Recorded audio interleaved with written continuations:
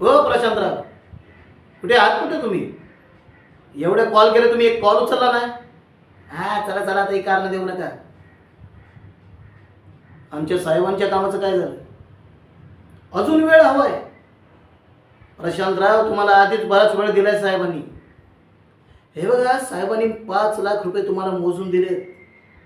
साहेबांचं काम नाही झालं तर साहेब तुमचे काय हाल करतील हे मी तुम्हाला सांगायला नको. हां, आणि यात माझं कमिशन आहे. हे जर कोणाला कळलं तर मी तुमचे काय हाल करीन ते लक्षात ठेवा. हे बघा, साहेब बाहेर जरी गेले असले तरी त्यांनी सगळी जबाबदारी माझ्यावर दिली आहे. मी साहेबांना सांगितलं आहे, बघा साहेब, काही काळजी करू नका. प्रशांतराव आपला माणूस आहे, तो व्यवस्थित काम करेल.